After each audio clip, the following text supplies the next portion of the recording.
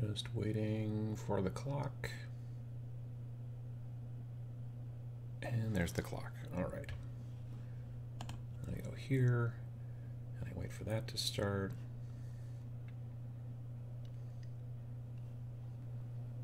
And now that's rolling. I'll mute that. All right. I think that we are ready to go. And good. Yep, that's fine. How's things over here? Okay, that's okay. All right. And everything is rolling, and here I am on a very nerve-wracking episode of the Every Other Sunday show. Just before showtime, I launched the software that I use to do all of this shenanigans and make these things happen and those things happen and all that kind of stuff. It's called XSplit. And like it does nearly every time I launch it, and like almost all software does now, they're like, oh, hey, there's an update. You want to download the update? And so I did. And then I couldn't get the program to launch. It would crash every time I launched it. I tried a dozen times. I rebooted my computer. Turns out what seems to have fixed it was instead of launching from the desktop, I clicked the button in the Start menu. You know, found the program in the Start menu in Windows and all that stuff. And then it worked, which I was pretty sure wasn't going to work, and it worked. So that's weird. But if I seem a little, I don't know if I didn't sweat too much about it, but I was like, well, I'm going to have to not have a show today because I don't know what else to do when you click the button to make the software go and it just refuses. It like launches and then gives you an error and says that there's a programming bug, which is funny since the update says it was fixing some programming bugs, and instead it seems to have brought some in. So anyway, here we are. I hope everyone's doing well. It's sunny outside. It's been unseasonably warm for this area of the country in this time of year. Yesterday it was a little over 40 degrees Fahrenheit, which is like 4 or 5 degrees Celsius, which is not normal for us in the middle of December. So hopefully things are going well in your neck of the woods. I see moderator Matt is here saying good morning. We've also got people from Belgium and Sweden and West Wales and St. Louis. And Adam Punchkey, sorry if I'm mispronouncing that, says, have you tried OBS? I have, and I didn't like it, but I may look into other things. We'll see how it goes, but I tried OBS first, actually. Otherwise, I never have problems with XSplit. It always works great for me, but this time it was a little weird. Switzerland, Edmonton, Denmark, New Hampshire, UK, Clearwater, Florida. Probably not 40 degrees down there, I bet. We also got the UK, Cleveland, drizzly London. We've got Atlanta. Coffee for the coffee god, says Llama Juice. I agree. Kitty O'Neill says hello says good morning from Chicago. Squirt Wheels Cinnabon. That's an odd combination of words. It was so warm in the Upper Peninsula yesterday as well. It's so strange. Yeah, we're having a warmer than usual winter from what the National Weather Association or whatever has been publishing. Devon, UK, Scotland. Got a lot of UK today. New Brunswick, Eugene, Oregon, Georgia, Macon, Georgia, Birmingham, Portland, Oregon. Got Nick Miller, Badgers in Kenosha, Wisconsin, say hi. How you doing, Nick? We've got the Netherlands, San Antonio, Narnia. Well, I didn't think that we had as good of an internet connection between here and Narnia as we do, but there you go. Nils says that it is minus 3 degrees Celsius in Sweden, so that's, colder than it is here right now. We've got hi from Ness Ziona, Israel. Currently driving our dog Theo to the vet to get a vaccine. So much fun. My wife just took 3 of our cats, of the 4. She took all but one, all but Diesel, to the vet for checkups Wednesday or Thursday, I think, this week. And that's, I don't know. We've never had a cat that liked driving in the car, so I don't know what that's like, as far as that's concerned. But I see videos of people who have cats who enjoy going in the car, but not ours. Liverpool, Ireland, Stewartstown, Pennsylvania. We got Poland. What else? Rio Rancho, New Mexico. Rio Rancho is a lot of fun to say. Ventura, California. Memberberry says, "You were the reason I started playing Age of Sigmar. Thanks for having a great time so far. R.I.P. money." Well, that's kind of what hobbies do. Is they you trade money for enjoyment, stress relief, all that kind of stuff. At least that's the plan. So, but yeah, I mean, what else are you gonna do with that money? I mean, you know what? Feed yourself, pay rent. Bah. Let's see, what else we got? Yo from Philly, Northern Germany. Working on gaming boards for my last day's games, says DJ Todd P. Harris. Giovanni DiMaggio says, hello from Connecticut. That's also a fun name to say. Austria. Michael says, money comes and goes. Little plastic soldiers are forever. Or nearly forever, yes. But even eventually, if they do end up in a landfill, let's just, God forbid, but let's say they do, they'll be in there for a long time too. So yeah, pretty much forever. Yorkville, Illinois, Edinburgh, Scotland. So yeah, I'm glad that this is working. I'm glad to be here today. This was, it was a little stressful, being like 9 minutes to launch and being like, this software is not working and I don't know why. And it's really awesome. It's like not like I could like contact them quickly and get a decent answer from them at 9 a.m. Sunday morning. They're probably in California, so it's like 7 o'clock there. So yeah, I'm glad that I was able to get it to finally launch, so I could be here and chit chat with you folks here.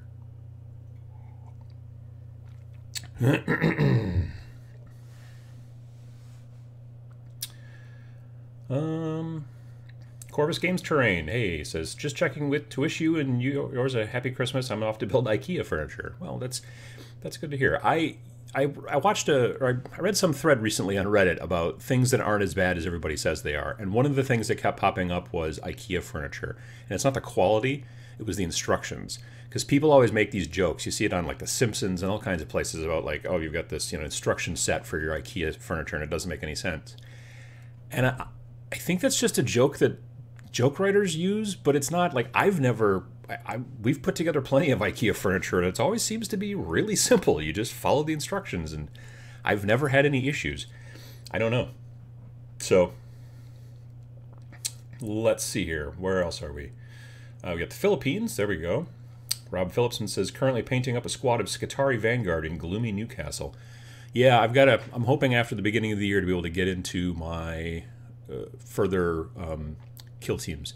Right now, like yesterday, I worked on some more terrain.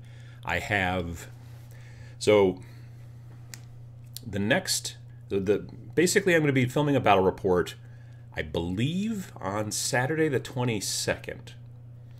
Pretty sure, if I don't have to look at my calendar, but I'm pretty sure that's when it is. It's this upcoming Saturday.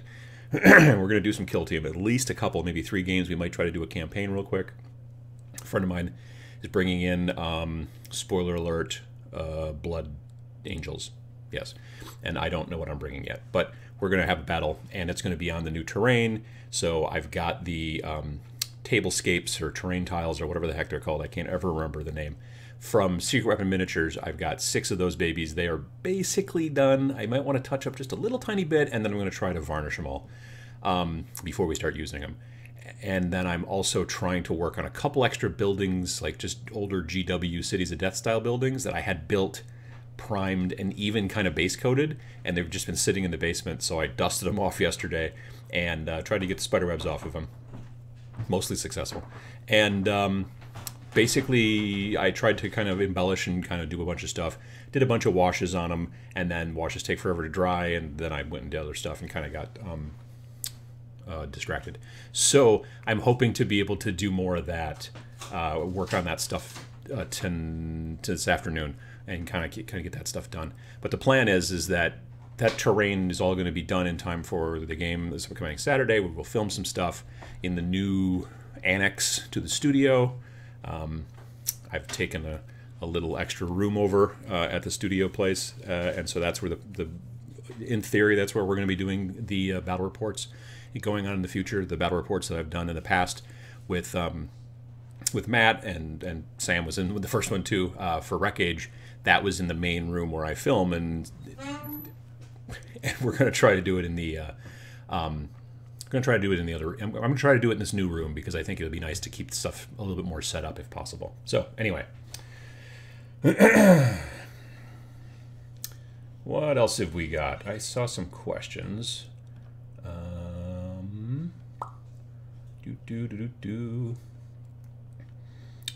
Working on kill team terrain. That's what I've been doing as well.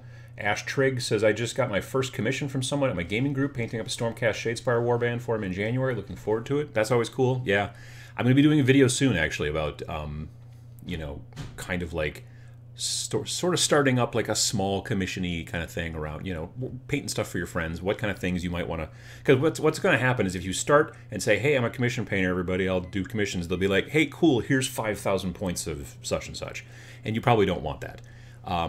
Because they'll be like, can you do it for $200? But if you start talking to some of the people who are at your local shop who are playing something like Shadespire, where it's 4, 5, 6, maybe 7 figures, and maybe they're just not a painter at all, but they want to have nicely painted stuff because they've been playing against their friends. We have a lot of Magic players that are playing Shadespire at the local shop, and so some of them are like, I'd like my stuff to not be colored plastic anymore, and so they're working with some you know, commission painters in the area to get stuff done, and it works out well, and it's good practice too as well, you know, for if you're trying to get into that area. Let me see here. Kelly's got a question. Do you shoot any particular type of varnish through your airbrush? I tried Liquitex, but thinning it with water was rough. It was a bit too grainy foggy for me. Only tested one. I haven't used it yet, but I'm going under the... Vince Venturella did a video recently about AK Interactive Ultra Matte Varnish, and he really enjoyed it. And I had heard other people talk about it in the past, but when he did that video like a month or two ago, I was like, I should really try to find that stuff. And it's not easy to find. It's not like you can just go to your local store and pick it up. I had to order it from, actually I think I got it from eBay. Because I think AK Interactive is maybe out of Spain. I'm not sure. So anyway, I have not shot it through my airbrush yet, but everyone that I talk to is like, that's really nice stuff. So that's my plan, is I'm going to be varnishing the terrain that I was just talking about before, like especially the ground parts. I'm going to be doing all that varnishing through my airbrush, and I'm going to be using the AK Interactive. It's called Ultra Matte Varnish, and evidently, I mean, I trust Vince. He's a way better painter than I am, and he really liked it. So, and he also likes it because you can brush it on too. You don't have to airbrush it if you want to. So yeah, definitely looking forward to it. Excuse me. What else have we got?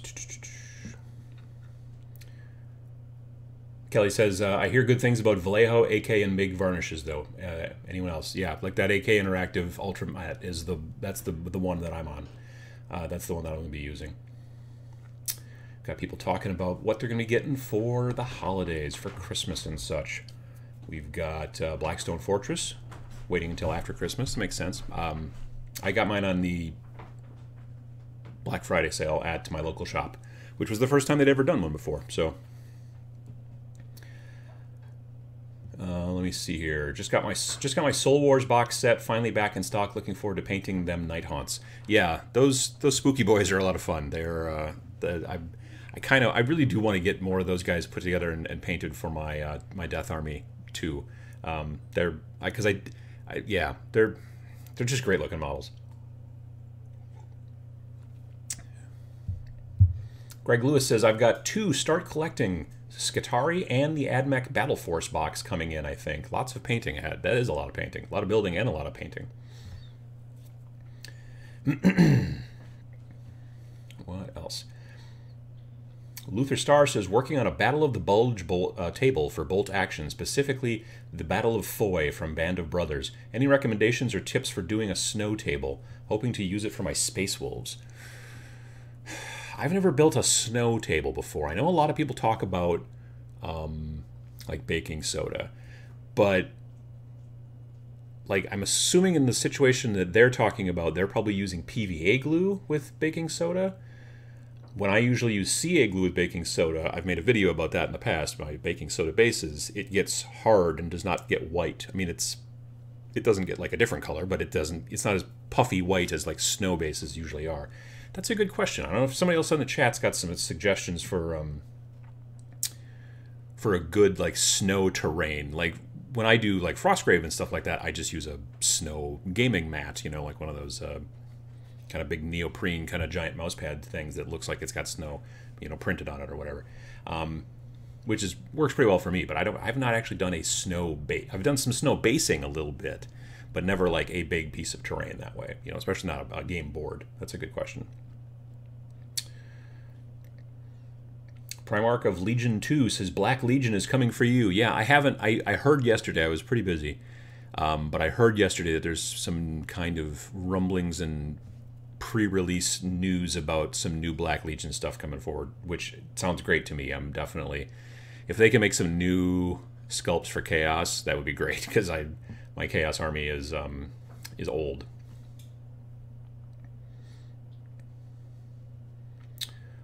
So yeah, definitely. What else have we got?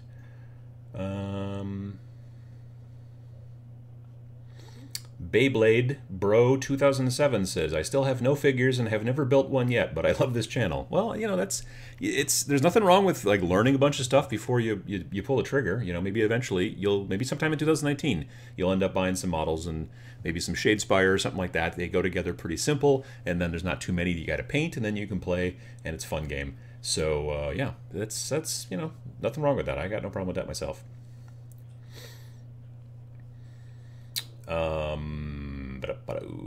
Let me see here. Hi from 2 a.m. in Australia. Working on my Malifaux this summer. Got myself some foregrounds terrain. You know, it's so odd because I know that, like, you know, I know that it's summer now in the southern hemisphere versus where it's winter, but it's just so odd to think, like, I watch a couple of channels, like Australian YouTube channels, not wargaming related, but other stuff, but they'll be talking about like photography, and they're gonna be like, oh, now that it's summer, we're gonna go out and shoot. And I'm like, no, it's not summer. It is summer for you guys, but it's not summer up here, and that sometimes just throws me off. But yeah, Chris Van Tigum, I'm sorry, I think I always mispronounce that. Did you get new glasses? Yeah, sort of. I mean, I've had them for a while, but I've been alternating back and forth here and there. I get these glasses from this online company, so they're super cheap. And then I can... When I was first told by the eye doctor, like, oh, you got to get progressive, like, bifocal, whatever, all that stuff, it was super crazy expensive. And it was like, it's going to be like $650 to get a pair of glasses. And I was like... And then I was talking to some friends of mine, and they said, go online. Not an ad, not sponsored, but if your glasses are broken, held together with tape and stuff like that, because it's really super expensive to get new glasses, there's this place online called Zenni, Zenni. I've told people actually at the shop who have just got tape all over their glasses, and they're like, well, it's like $400 to get a new pair of glasses. I'm like, go online to this Zenni, it's Zenni Optical or whatever, Zenni.com, something, look it up. Like these glasses, which have got like a no-line bifocal shipped, were like $80, and sure, you don't have the optometrist like adjusting all your stuff and, like, you know, making sure that the stems go behind your ears and all that stuff, but it's a great website. You can upload a picture of yourself without glasses and do a thing. You have to put in your prescription, get it from your eye doctor and all that jazz, but once you do that, you can get glasses for super crazy cheap, and it's saved me a ton of money, because it's just, the glasses, like $650 at the department store for glasses was ridiculous. So, like I said, not an ad. They didn't pay me. I've paid them. I've probably bought 5-6 pairs of glasses for them since I found out about them, and I've been real happy with it. So, and before those of you who are like, oh, but that's why your glasses slide down all the time, my glasses have always slid down all the time. I have a humongous, you know, head the size of a piece of luggage, so no glasses fit me perfectly. The only way for my glasses to not slide down probably would be to either staple them somehow, or glue them maybe, or get one of those straps in the back and then just tighten it real bad until the top of my head turns black. Anyway, because it would, you know, there wouldn't be any blood getting up there. Anyway, I'm going to stop talking about glasses now, but yes, I did get new glasses. Thank you very much.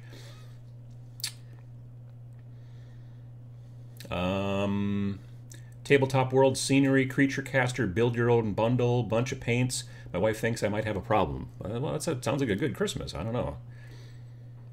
What else have we got? Graham Priestley says, Snowy Terrain tutorial on the Terrain Tutor channel. Superb results. Yeah, if if you were looking to build a big board and cover it with snow and that kind of stuff, I would probably tell you to go look at Mel's channel over at the Terrain Tutor and try to find, because he's a pro. I mean, he really knows his terrain stuff. So I'm sure that over there he's got some sort of video about how to make a big snowboard, and I would either him or who's that other guy who does a lot of terrain? Luke's APS. I forget what APS stands for. Anyway, but yeah, look those guys up. They're both pretty smart on that stuff. Big Dick Cheney says, save money on your glasses to buy more miniatures. That's also a very good point. Yes, that's true.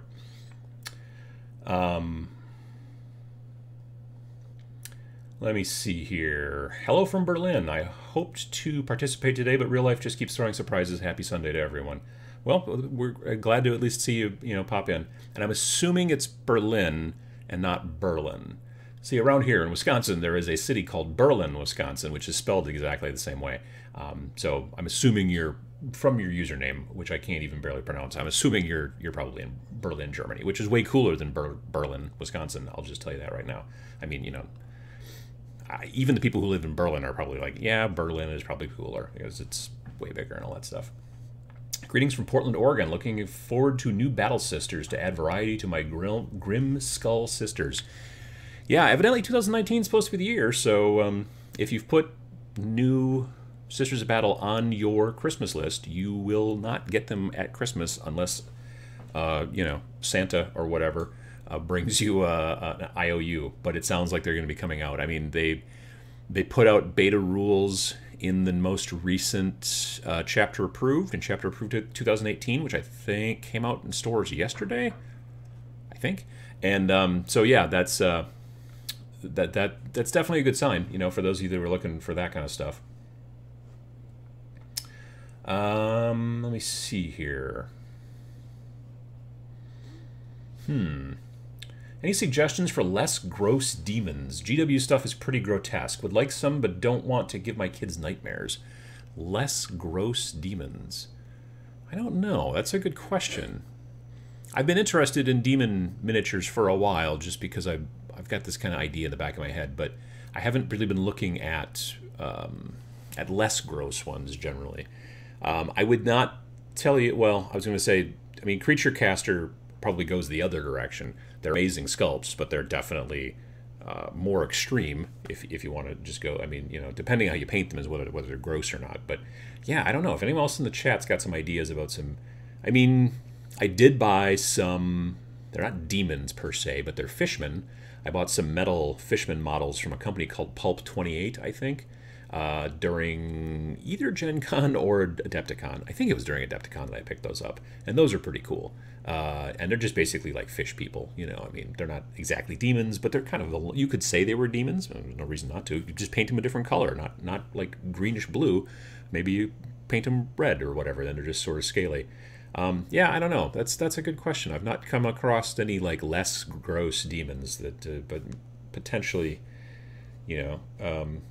some people are saying Zinch, but they're, yeah, Zinch is kind of weird looking. They all are just like a strange conglomeration of stuff. They don't seem super scary. I mean, like corn stuff, definitely, like bloodletters and all that kind of stuff. I can see that being pretty spooky.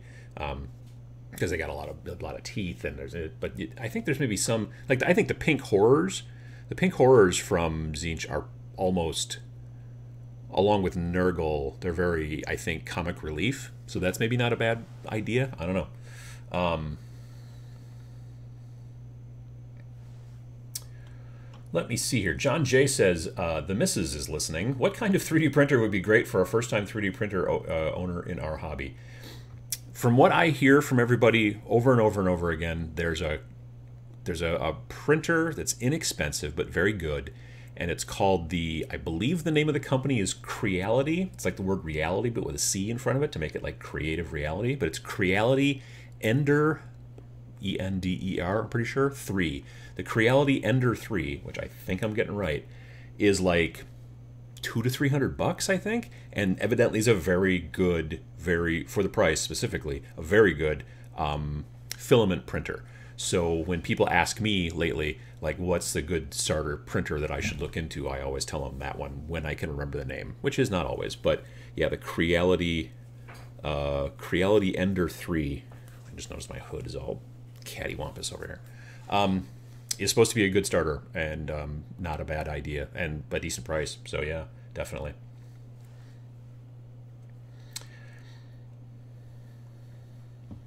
Tom asks, how do you like the new custom creator rules in chapter approved? Custom hero, I'm assuming. I've heard about it. I haven't seen it yet. I'm interested. I like the idea because I used to love, that was the thing I used to love about when I first started playing 40K. I loved like custom making kind of your own sort of heroes. You had like, you couldn't get crazy, but there was a lot, especially in Chaos. Like you could have all kinds of different types of weapons particularly, and you could do all these different things. And I just remember being like, I really enjoyed it more. But I don't know. We'll see. Like I said, I was thinking about picking it up yesterday, but then I ended up painting and doing a bunch of other stuff. So I might try to go pick it up. I don't know. Maybe I'll pick it up today after lunch. But yeah, definitely. I like the fact that they're doing that now and giving you the ability to do some custom heroes and kind of come up with your own cool stuff. I think that's great. Other people talking about the Creality Ender, which I did seem to get the word right, or the name right, so that's cool. Josini Planin says, do you recommend land speeders for Space Marines? If you want to get around quickly, like if you've got a group of people you want to get like line breaker, you want to get them in the back quick and things like that. I mean, obviously they're very speedy and they can get around quickly, and that's cool. I don't see a lot of them when I do, like I didn't see, like most recent big tournament I was at was probably Nova Open back in late August in DC, and I saw every Imperial or Imperium army that I saw had a knight in it. I don't remember seeing any land speeders. Land speeders are cool, so excuse me, if you like land speeders, I would definitely tell you to build some and paint some. But if you like winning a lot, then probably don't ask me for advice, because I am not competitive in any way. So there's that. But I don't know. I think they're cool looking, so if you want to run them, run them. But they're just not great. James C. says, you have an insane amount of info just off the top of your head. That's just from being old. You just, I've forgot probably a lot more than I know. Yeah, it's just doing it for a long time. And I read a lot, so there's that too.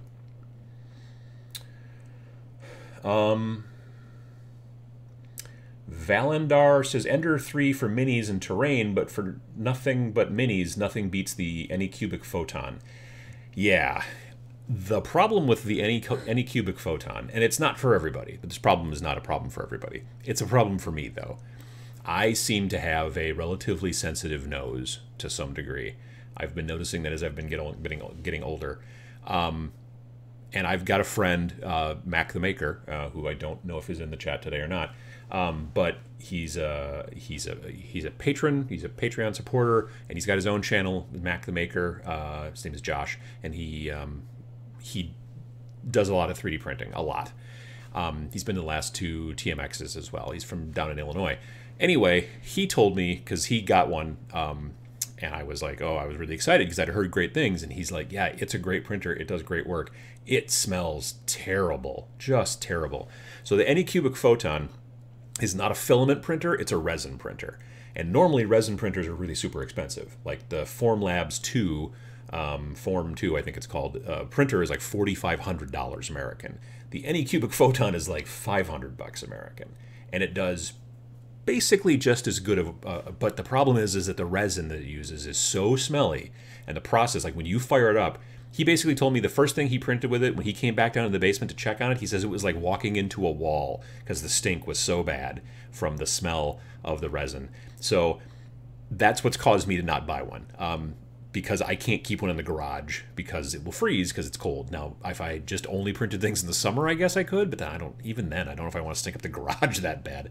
So anyway, that's the trick. But that's your mileage may vary. Maybe you don't. Maybe you've got a really well ventilated basement or wherever you're going to keep it, or you've got a room on the top of your house that just the wind blows through, and you can do that. But ooh, The smell is the problem with the anycubic photon. I mean, all resin has got a bit of an odor to it, but evidently that one, because he's used them all, and because it's kind of his job is 3D printing stuff, and he's like, it's great, it's a great printer, but man, oh man, does it smell bad. So maybe if they produce a new resin that's less stinky, then I'd be right on board, absolutely. But definitely. Red Nova Ook. Nova Ook? Oh, Red Nova UK. There you go. Have you heard the new official Voxcast podcast from GW? Interviewed Jess Goodwin, and it was very interesting. I haven't gotten the chance to listen to any of those. I've been listening to a bunch of audiobooks lately, but they're on my list. I would like to, because there's the Stormcast, which is for Age of Sigmar, and then there's the Voxcast, which is for 40K and whatnot. So yeah, they're putting out their own podcast now over their GW, which I think is about time. It's a good thing. But yeah, so we'll see. I would like to check them out, though.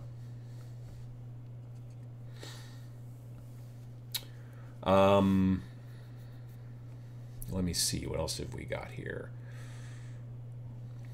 I keep my photon in the laundry room since it has excellent ventilation. Yeah, that's probably the best bet. Probably do that. What else have we got? Is Blackstone Fortress worth it as a mainly a single player game? I haven't played it single player. Like I said in the video on Friday, it does support single player play. The reason I picked it up was because it's the majority of the models in there can be used in Kill Team as well. So the idea being, I will probably use them in Kill Team far sooner than I will use them actually in Blackstone Fortress, but it will give me, like, it's basically like a double incentive to get them painted. So I'll kind of go through and pick out, like, I'm probably, the first one I'm going to probably paint out of there is going to be Pious Vor? Is that her name? I don't know. It's the woman with the big, not a Vindicator, but it's a Vindictor is what it's called. And it's basically a chainsaw attached to a flamethrower, which is kind of awesome. So yeah, I will probably build and paint her first because I'm going to add her to my Imperial Guard kill team. And then I will probably do the Ratlings next. That's my plan. But I want to go through and paint that stuff and then eventually have a fully painted one so that I could play the game. But I really need to kind of watch some... frankly, I need to watch some battle reports just to kind of get the hang of it a little bit before I even start to single-player play it. That just kind of helps me speed things along a little bit.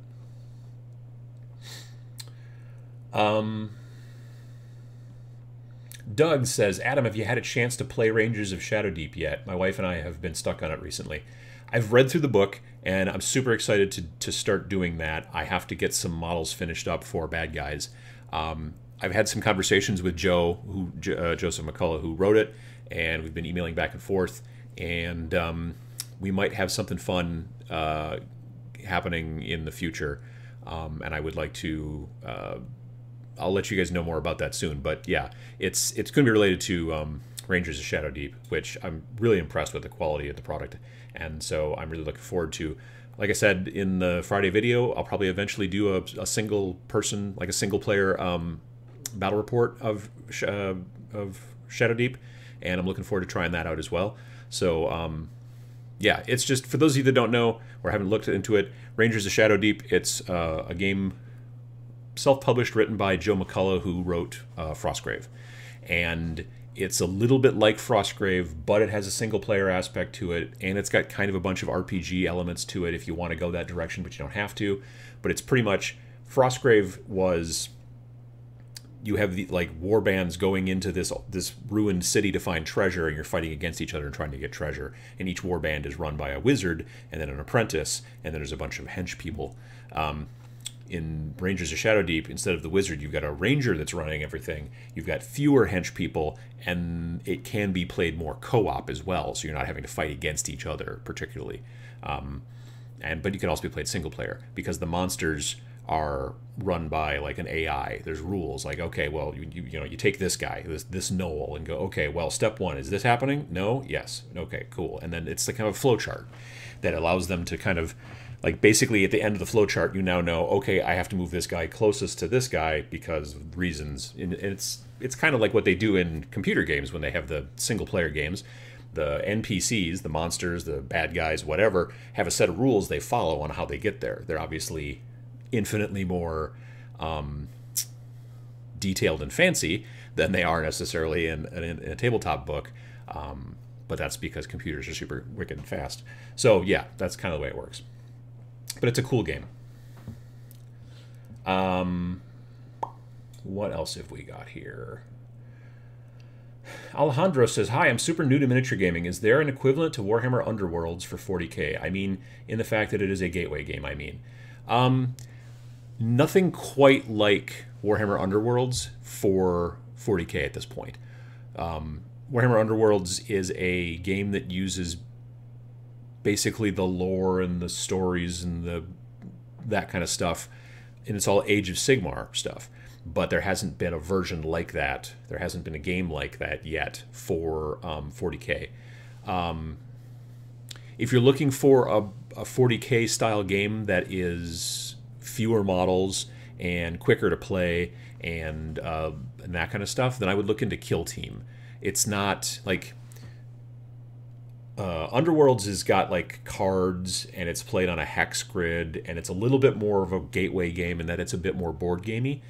But Kill Team is like a very small miniatures game. It's played in a very small kind of map, and it's still using, there's no hexes, there's no grids, that kind of stuff. But it's, you know, it's 40K. The models that you buy for this, you could use in 40K down the road, which is the same, to be fair, with Age of Sigmar and Ultima Underworlds, Warhammer Underworlds. The hang on, I have a box right here. So Zarbag's Gits here. These guys are technically for Night Vault, which is the kind of add-on to it, or the second wave, or whatever you want to call it. But these guys can be played in Shadespire, they can be played in Night Vault, and if you go online, there is a War Scroll to use these guys in Age of Sigmar. They have to stay together as kind of a unit. They're a single unit, but that's the way that all of the... So you've got this kind of double dipping that you're able to do in all of these different... In that type of game. In Kill Team, your models work in Kill Team, but they're also just standard 40K models as well. So if you're looking for a Warhammer Underworlds version for 40K, there's technically not one, but the thing that's probably closest is probably Kill Team at this point. Well, I mean, if you can get, I mean, Space Hulk is actually, you know, you've got Tyranids and but it's way more board gamey. You know, it's more of a gateway game, but it's a great gateway game. So if you're just looking for something where you want some really cool Terminators, like Blood Angel Terminators, and some really cool Tyranids, and you play kind of a dungeon crawl, space hallway, shoot 'em up, clawing at the face kind of a thing. They should put that on the back of the box, I think. That's a great description. But yeah, that's a good one there too.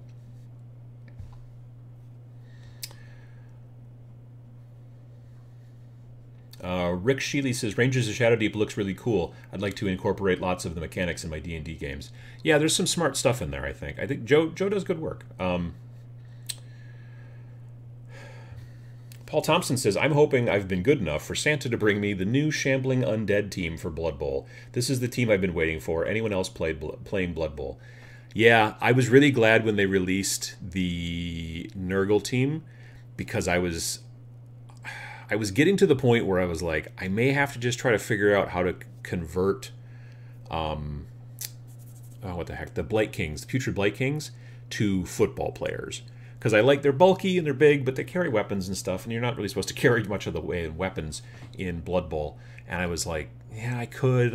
I was looking into some stuff, and they even made a video several years back. Like, Duncan did a video about, like, hey, if you want to play Nurgle in Blood Bowl, here's how you do it. And he's like, cut apart a whole bunch of boxes of Blight Kings, why don't you? Which I'm like, well, yeah, that's like $100. So I guess that, but now, you know, they've actually produced a team that you can buy, which is not $100, which is awesome. And they're actual designed for Blood Bowl, and they're Nurgle, and they look like Blight Kings, which is cool, because I like the Blight Kings way more than any kind of Nurgling kind of thing. That's more my aesthetic, the Blight Kings. But I've seen pictures of the undead guys for Blood Bowl, but I haven't seen them up close or anything like that. But or do I know how they play particularly? But yeah, the Nurgle team is also on my painting table, though albeit a bit further down the road. Ray Tanner says, what is your opinion on Horus Heresy? I think it's very interesting, but I'm curious on how you feel about it. I really enjoyed the books, like the first 4 or so. The Horus Heresy books from Black Library, the first like 4 or 5 of them, I don't remember exactly how many of them, but they were like actually in order. It was like this was a story, and then there was a sequel, and it just kept going. And so you would read 1, and then 2, and then 3, and then 4, and then after that, all the rest of the Horus Heresy books are kind of all over the place on purpose.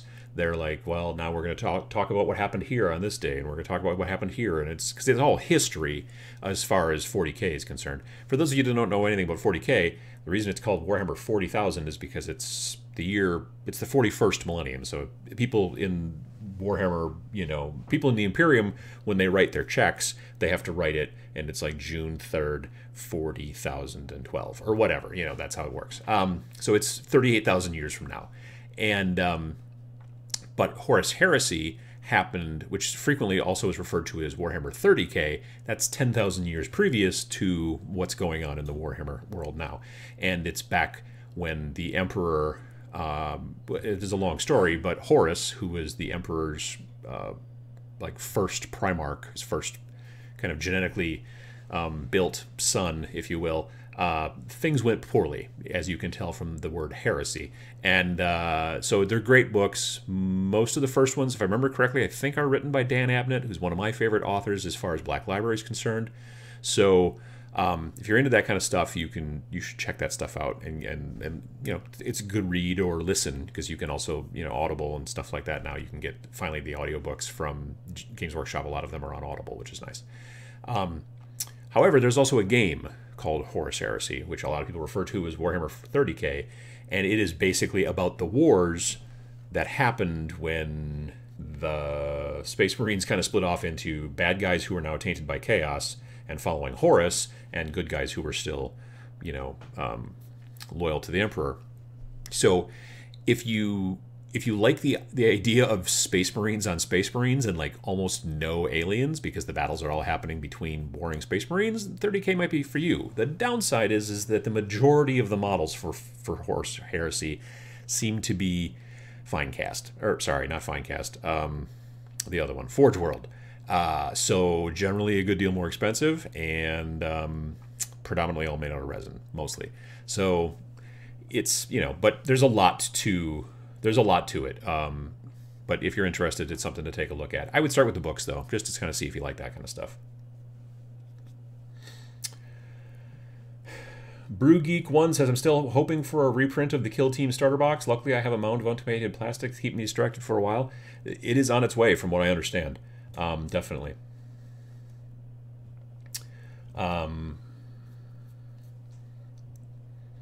What else? Heresy is a lot of fun, says Robert Perlman. The models are awesome and the rules are closer to 7th edition, which is also true. The community emphasizes hobby and painting and narrative over win at all costs in tournament play. That's also true. I've hung around in the Horus Heresy room at Adepticon in the past, and like everything is painted to a high level, to a high degree. Like everything is really nicely painted.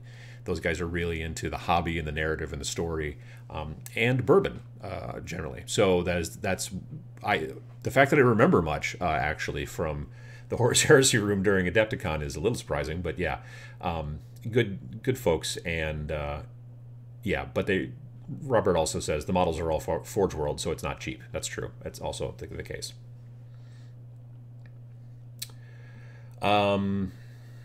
What else? Joshua Cookson says, I love Dan Abnett's books. My wife got me a book signed by him last year at Christmas. Oh, that's super nice. That's really cool. Yeah, I just got finished listening, well, is this the second time I've listened to it? The first time I read it, and then I may have listened to it once before, or maybe this was the first time. No, this was at least the second time. But I just recently re-listened to the Eisenhorn trilogy. Again, also on Audible. And so, yeah, that was really good. I'm a big fan of Eisenhorn.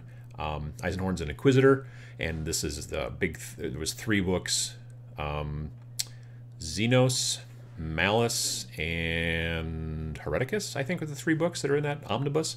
But it's a super good story, and he's a really interesting character. I'm just going to turn this light a little bit because it's getting cloudy outside. And yeah, so it's really good. The next series of books then that are also really awesome then are the Ravenor series. Ravenor is another Inquisitor, and there's a 3-book series for them too, or for him as well. So yeah, definitely.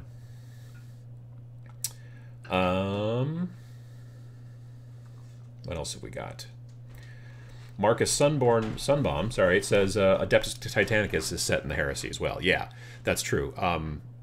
So it's, again, that's why it's basically, well, that's one of the big reasons why it's pretty much just, you know, Titans on Titans, and not whatever the heck the really big Orc stuff is, or the really big Eldar stuff.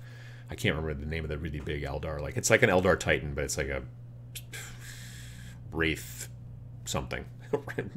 Big Wraith guy, I think is technically the term. Llama Juice says, Warhammer 40 or Warhammer 30K, you had me at bourbon. Yeah, it's, especially at night when you go and hang around in there and they're still playing, and there's also a lot of people sitting around talking. It's there's a lot of liquor, but it's not like crazy. You know what I mean? Like, people generally, especially up in that room, people are having a good time talking, but they're not like drinking to get drunk, kind of, you know, which I appreciate. So that's pretty good.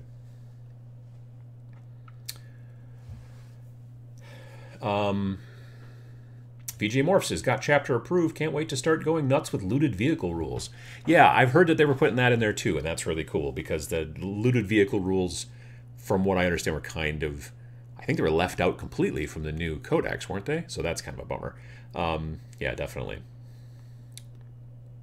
John J says, what audiobooks should a 40K noob start with first? That's a good question.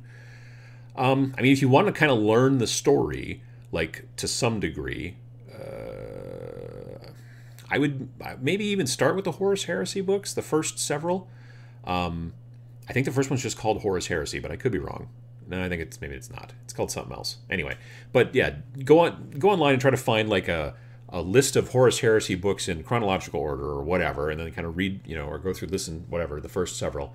I mean, they're not all on Audible, I don't think, but a lot of the best-sellery ones, which are the more beginning ones by Dan Abnett, those generally seem to be. So that's cool.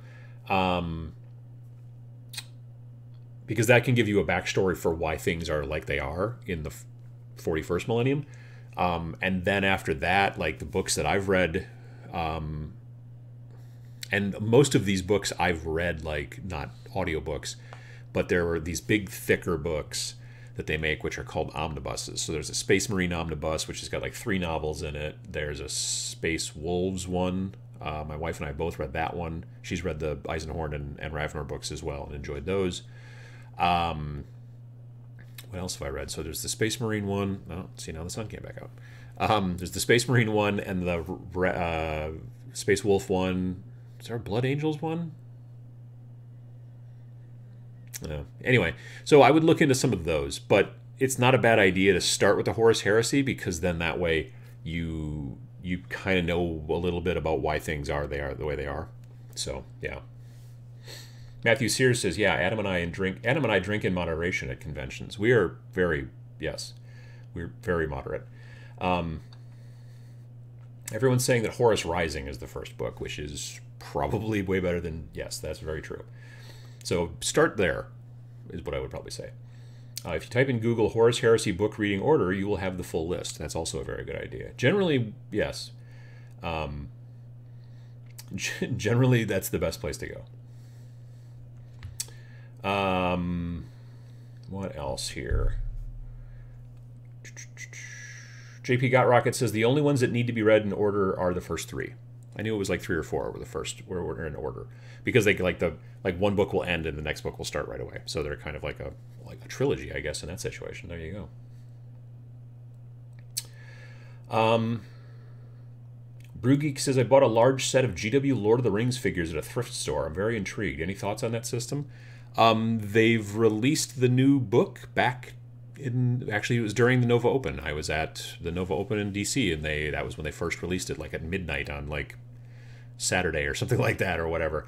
But yeah, definitely. I mean, I know that the people who had been playtesting it, I had a conversation with a guy who was running a big Lord of the Rings tournament at Nova, and he was telling me that he really liked these new rules and was really looking forward to getting people in the community to be playing on those new rules and everything like that. So if you're into that and you like the models a lot, You know, it's not a bad way to go. So yeah, definitely. The Grey Knight omnibus is really nice, says Lav2. I have one Grey Knight book, but it's not the omnibus. It's one of the thinner ones. Irrational Gaz says, yeah, I just bought Horus Rising for my other half as she has expressed an interest in the lore. A lot of the books are really good. I mean, not all of them, but, you know, a lot of them are actually quite good. And it's like, my wife does not play, but she does like sci-fi and fantasy and stuff like that. She rereads the entire Lord of the Rings trilogy like every year, even the Silmarillion. So yeah, it's but she's enjoyed especially the Dan Abnett, like the Ravenor and Eisenhorn books. Those are spectacular, I think. What else have we got? So Dorn Jr., Adam off topic. I suffered a beard trimmer accident yesterday and am now beardless after 3 years. When's the last time that you were clean shaven? Ooh, gosh, it's been a long time. How long have we been married? It's been more than 15 years. My wife has never known me without a beard. And she has seen pictures of me without a beard and has been like, no, you stick with the beard. So that's nice. I mean, you know, but yeah, it's been a very long time. It's been easily more than 15 years, if not probably almost 20. So yeah, it's just, it's part of my face, I guess, or whatever. Yeah, definitely. Anyone's thoughts on the new Necromunda rulebook? Is it needed or does the old one still work? From what I understand, it's more of a compendium because it's bringing a whole, like, so they've released all these books in the, you know, like they had the Gang War Book 1, Gang War Book 2, Gang War, and from what I swear I've read, and I've not paid super close attention, somebody back me up here if you know, I believe that they've just taken like all that junk and now stuck it in one thick book or thicker book. So that's okay, cool, you know. Yeah, I was sort of surprised by that when they did that, especially since it's not been that long since like the last of the Gang War books, which was maybe Gang War 4? I could be wrong. After the first one, I kind of just stopped paying attention, sadly, as far as those books. Because the first one had the stuff in it that I wanted, which was how to play with three-dimensional rules, and the rest of the stuff I was like, nah, I'll get to it if I get to it. Now I guess I can just buy one book, which is cool. But still, it would seem weird for folks. I guess it's probably for people who are like, okay, if you already went through and bought all the other books, don't buy this book. I hope there's not anything in that book that a player would want that's not in the previous 4 or 5 books or whatever it is.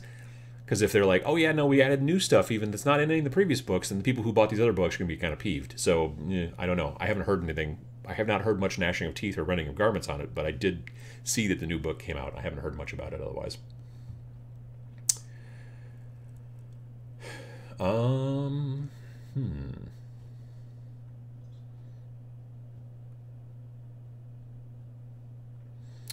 What else here? Also, I read Devastation of Baal, Cult of the Spiral, Kingsblade, the Tau Empire. I've never read any of the Tau books for Black Library. That'd be kind of interesting. Maybe. I don't know if it actually would be interesting. I don't know. The Tau, well, maybe. It depends on the author, I guess, definitely. With the moderate success of Gaslands, do you think GW might re-release Dark Future, even if only as bits to buy and a PDF rulebook? Honestly, I feel like they probably feel like they've got that covered with Speed Freaks. Like if you want your drive around and shoot people and all that kind of jazz sort of game, Speed Freaks is your thing. There's a slim chance they might bring back Dark Future. Those of you that don't know, Dark Future was a very early GW game that was basically like kind of a Road Warrior car battle thing. I believe there's a video game that's being built. I don't think it's released yet. It might be early access on Steam or one of those jobs. But there is evidently a Dark Future. I saw a video online and they were like showing off like this like tech demo of like this Dark Future video game. So maybe they think that's good enough. I'm not sure, but I don't know. GD is not super big into releasing like old stuff like that I've seen just as like, here's a PDF, knock yourself out. I kind of wish they would, frankly. They used to, back in the old days, used to have like, and not that long ago, but they used to have just like a section where they're like, oh, here's all the old, like, here's Mordheim, here's, you know, I think the old Necromunda book, here's what we've got for Blood Bowl or whatever, all kind of stuff like that. And that stuff disappeared probably 4 or 5 years ago on the website. But it was stuff that they didn't produce anymore, so they're just like, well, here's the PDF, you know, go to town. So yeah.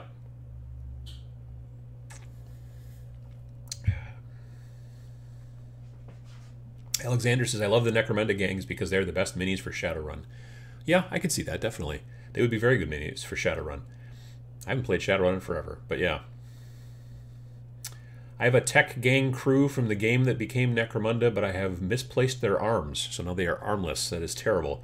You can maybe find cool robot arms. If they're a tech gang, they might have cool, you know, robot arms. You can probably find cool robot arms from maybe Adeptus Mechanicus, whatever, AdMech. They might be able to get you some good robot arms. VJ Morph says, hey, Adam, I saw a thing online that YouTube are doing away with annotations. Does that mean Pachow will be going away? From what I understand, no. Because Pachow, that thing that pops up in the corner up here, which I can't make happen during a live show, but that's not an annotation. That's called a card.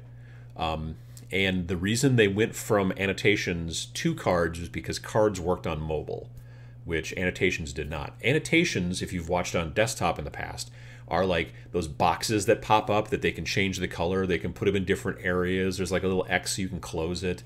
They haven't been used in a long time. I don't know if we could even put annotations in anymore as creators, but ones that had been put in the past were still viewable. Well, now what they're saying is that those will actually eventually go away sometime in 2019. So if you did put them in some video you made 6 years ago, they will disappear.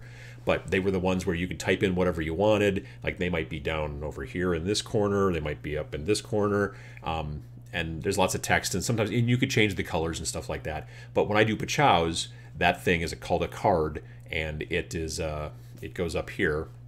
And it's a little dot, and it has like a circle with an I, and not an I, but a letter I, and then it has the thing that slides out with the text. Those aren't going anywhere because those work with mobiles, whereas normal annotations don't. So yeah, it's just a technical difference, or a technical term. The annotations are the old way of doing it. Cards are the new way. I'm going to be in 2019, or actually probably before 2019, hopefully. I'm going to be redoing the outro, and I'm going to be putting in space for what's called end cards, where you've seen these on other videos before, where there's like a link to like, oh, you could watch this video from me, or you could watch this video, and there's like a subscribe thing and all that kind of junk. So I'm going to be building a new outro with that and putting that in, because it just helps. Sometimes you talk about a video and you don't, or there's different options you can put there. Like you can say, hey, show the next video or show the last video, and then that will change over time. So like if you watched a video from 2 years ago and there's an end card on it and it says watch the next video, it'll show you the newest video, you know, that kind of thing. But you can also put in a little box that says show the, it's basically like shows the best video, which is not best. It's basically like, based off of what YouTube knows about you, what is the best video from this channel that you might want to watch next? Algorithms, I don't know. But so going to be kind of working some of that stuff into the end card soon. But yeah, the Pachows aren't going anywhere from what I understand.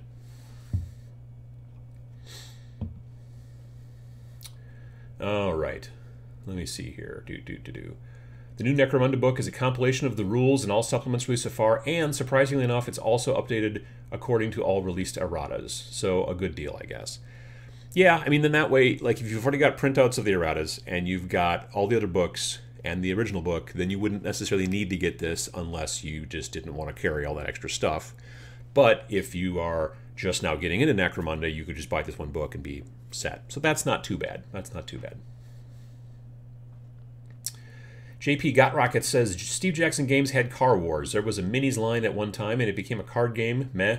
Now they have lost market share because of Gaslands. Warlands was also a good Road War game. Never heard of Warlands. Steve Jackson is trying to get back into the Car Wars. Actually at, where was it? Was it Gen Con? No. Oh, no, it was at Gamehole Con in Madison because Steve Jackson was there. I bumped into him. And Yeah, so anyway, they are trying to make a new edition of Car Wars, and I'm wondering if it's partially. Okay, so back in like 2012, they did this Kickstarter for their very first game they ever did, which was called Ogre, and it was tiny. It came like in a little tiny like Ziploc bag, and so did this Kickstarter, raised nearly $1 million, and they shipped the Kickstarter version of Ogre in a 27-pound box that does not fit under my bed. That's where I was going to put it. I'm like, well, there's no other place to put it. I'll just slide it under the bed. Doesn't fit. It's a humongous box. The the bill of lading or whatever that I got from FedEx said it was 27 pounds. It was ridiculous. So during that Kickstarter, they said one of the stretch goals was if we hit $750,000 or some junk like that, we guarantee we'll do a new version of Car Wars. So I was like, that's the game I used to play. I liked Car Wars way more than Ogre, but I was buying Ogre anyway. And so anyway, fast forward 6 years later, and they are finally starting to work on well, fast forward 6 years and probably 300 different versions of Munchkin, and now they are finally starting to work on the new version of Car Wars, which I'm not salty. I mean, don't get me wrong, but anyway, I saw some pictures of it because I didn't actually see it being played at Gamehole Con in Madison. And yes, for those of you who think it's Gamehole Con, not whole like Whole Foods, but like it's like a game hole with just like a hole you throw games in. I don't know. It's a great convention. It's a weird name, but it's a really great convention. It's not like a miniatures convention. I mean, there's miniatures there, but it's a overall kind of tabletop gaming convention. A lot of RPGs, decent amount of miniatures. Anyway, so I saw a bunch of pictures though on Twitter and stuff like that of what they were doing, and they are going to be making miniatures for it. Like they're going to have, like, instead of using Matchbox cars, which is a super brilliant idea from our friends over at Gaslands, instead they're going to be having like these little kind of rectangular bases with a car on them and stuff like that. I don't know. We'll see. I'm a little dubious, but we'll give it a try. So they are working on a new version of Car Wars, which I'm cautiously optimistic on. So yeah. Thanos73 says, "Hey Adam, did you ever play Starfleet Battles?" I did, maybe like twice. Or maybe once. I don't remember. But I did definitely play it. I think when I played it, there were 32 action phases per turn. It was it's a very detailed game that was loosely based off of Star Trek. And by loosely, I mean not very loosely at all. What I played more of, actually, was FASA's Star Trek Tactical Combat Simulator. I played far more of that than I did Starfleet Battles. I had a friend who owned a bunch of Starfleet Battles stuff, and we tried it out a couple of times, and we were like, "This is that's a lot of bookkeeping, and there's a lot of phases." I liked Tactical Combat Simulator because it was a little bit simpler. So I played a lot more of that actually than I did the Starfleet Battles. But Starfleet Battles is still being made, whereas Tactical Combat Simulator is not. So I guess there's that.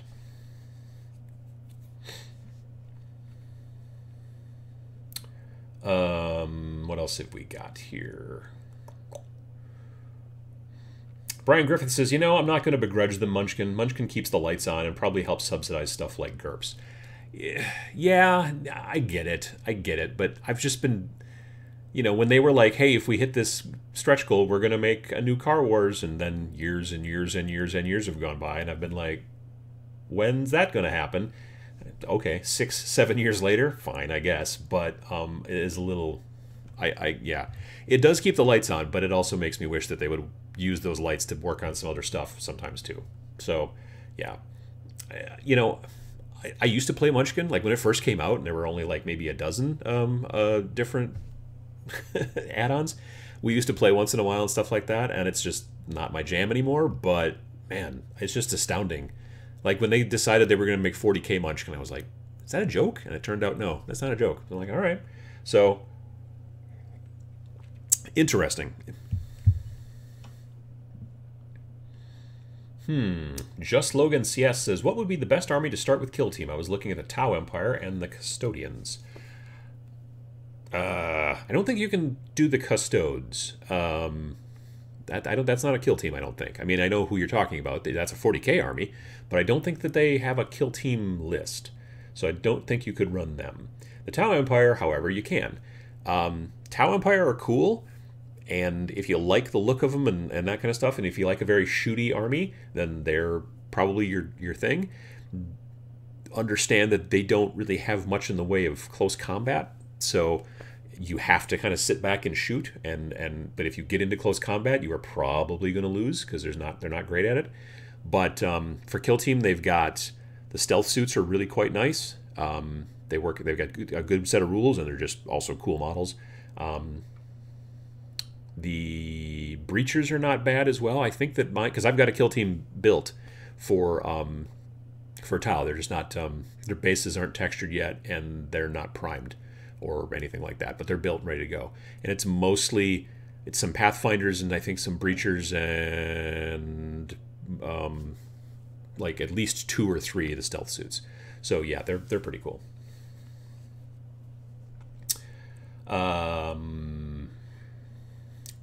George says, does anyone know whatever happened to the Shadowrun miniature skirmish game that was supposed to come out? I think it was Gangland Brawl or some such. That I have not heard of. I would be very interested, actually. I think that'd be kind of cool. There used to be an old school, WizKids made a Shadowrun game that used really tall, they were almost like action figure size, and they were on this big base that was quite thick, and it had like a drawer that slid out of it, so you could keep all their weapons and stuff inside the drawer, and it was, like, they were just cool looking action figures, but it was designed to be more of a game, and I was like, well, that's weird.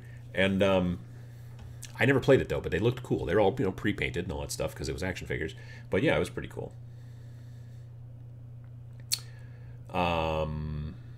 Guy Beckett says, depends on what catches your eye and what story you like, but Tau are my favorite.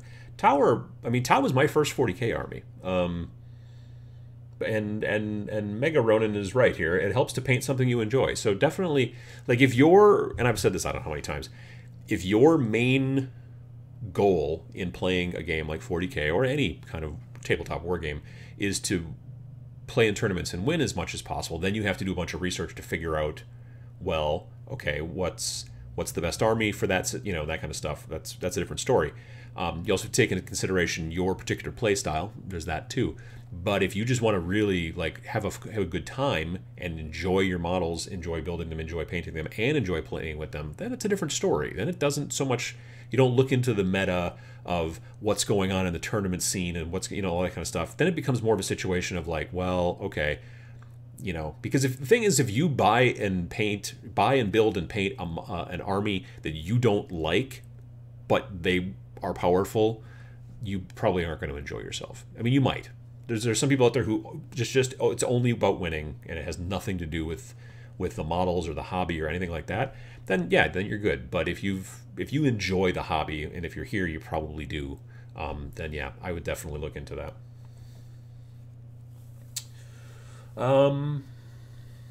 Mike Hutzel says, for Kill Team, I did Scions, then AdMech, and Space Marines finally.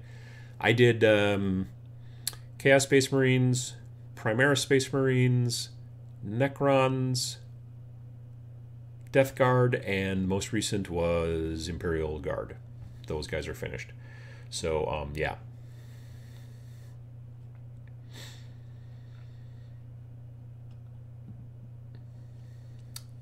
Africa's 65Y channel says, is buying a bunch of buildings better than using build blocks to build urban areas for games like Bolt Action? I mean, it depends on what you've got available. It depends on, how much money you've got. It depends on how much you want to sit down and paint a bunch of terrain. I generally prefer using actual terrain, whether it's store-bought stuff that you build in a kit and put together, or if it's or if it's even sometimes it's pre-made, pre-painted stuff. Excuse me. Or if it's stuff that I built from scratch using foam core and plastic card and all that kind of junk. I don't generally use I'll put this pop can here and that's a cooling tower, and I'll put that kind of stuff. But there's nothing wrong with doing that, especially when you're first starting out. I'm to the point now, luckily, where I've got enough terrain that I can generally field a decent amount of terrain if I need to for pretty much most types of games that I play, at least. So there's that. But if you're just starting out, you just want to learn the rules and see if this whole tabletop wargaming thing is even your jam, then definitely use books and pop cans and, you know, building blocks or whatever, that kind of stuff. Because then as you get better and better at it and you enjoy it more and whatever, you're going to probably invest some time and money into some actual terrain, which I think is what, for me, the entirety of the board, the models, the terrain, the ground, all that stuff, that's really the visual interest area. So that's what I'm looking for. But yeah, but there are, like I said, there are plenty, like you can get into MDF buildings. There's plenty of like good companies that make nice MDF kits that you can buy and get shipped to you pretty inexpensively because they come flat, kind of like IKEA furniture. And then you put it all together and paint it and all that kind of stuff. And there's plenty of companies that do pretty good stuff for that. So yeah. Hey Adam, are the holidays going to change your video and broadcast schedule? I don't think so. Got sunny outside again though, didn't it? Man. Let's see here. So the next one of these, Every Other Sunday show, is on the 30th of December. So that'll be the day before New Year's Eve. And so there's nothing, that should be fine. That'll probably be like a end of the year 2018 retrospective, maybe also put in with some sort of going forward. I don't know. Maybe I'll wait till the beginning of the year before I start talking about 2019. Hard to say. But then the Friday videos, I mean, I've got a Friday video coming out this upcoming Friday, and I've got another one coming on the 28th. So yeah, there shouldn't be any problems. I'm not going any place far away or doing any big traveling. So yeah, shouldn't be a big deal. Good Lord, that sun all of a sudden has kicked in, hasn't it? I can't really adjust. Well, let's see if we can't get fancy. Settings. And I go over here to video input. And I'm at -31. I drop it down to negative... Nope, not that far. -57. -63. That's not too bad. Okay. So that's a little better. Because I can't reach the camera to change stuff. Plus, I don't want to mess with the lens, and it's a pain in the rear. All right, so where else are we? Pretty table. A pretty table definitely enhances the wargaming experience, but starting out, anything will do. That's exactly true. Ray Barker, you're right. Ruben asks, what preparation requires MDF terrain prior to paint? I did a video about this a couple of years back about MDF terrain. People go two different ways. Some people will coat their MDF in just like brush on a bunch of PVA glue. The thing about MDF is that it will soak up paint in a lot of situations because it is kind of porous. So if you just start painting it, you know, with like acrylics or whatever, it will soak and get in there, and then it won't look like you covered it because it will start to soak in too much. Austin, who runs, he runs Secret Weapon, no, not Secret Weapon, Death Ray Designs. Secret Weapon, Death Ray, it seems like they're, anyway. Death Ray Designs, who makes a bunch of different MDF stuff. Austin is the guy who runs that, and he told me specifically he uses a particular type of filler primer. It's a spray that you get at the store, but it's called filler primer. It might be Rust-Oleum? It's Rust-Oleum or Krylon. If you go back and check out that video about MDF terrain on my channel, you can find out about it. Anyway, he uses that as his primer because it not only is a normal primer, which is very useful for painting and stuff, but it also kind of seals the outside. Painting directly onto MDF is never a great idea, especially if you use a really, really, really wet paint. Like if you use an airbrush, you might be able to get away with it, but it's probably still going to soak in a bit and look a little weird. It might take multiple coats. But if you hit it with filler primer first, generally you're good. So definitely take a look at that. Let me see here. Decaybringer says that you are a wizard, Adam. I just changed the exposure. Yeah. Skirmish book, Warhammer is a good starting point, small armies and quick games. Skirmish, if you're talking about skirmish like Age of Sigmar skirmish, yeah, it's a good, I mean, it's, I don't know, it's 10, 15 bucks. It's a cheap little book, but it is kind of fun, especially if you're into the fantasy stuff more. Santa is bringing me Blackstone Fortress, says Thanos. Kill Team starter box. Wow, Santa's being good to you. Wake the Dead, Tooth and Claw, the 8th edition starter box, and a bunch of units. Marines, Stormcast, and Witches. That's a lot. You're gonna have a lot of stuff to paint. So you're gonna have to get busy. Let's see here. Fire Blocker says, man, as I am seeing your video, I am painting my first Tau Fire Army because I am a starter, and I have been watching you since I started. You have helped me a lot. Thanks. You're welcome.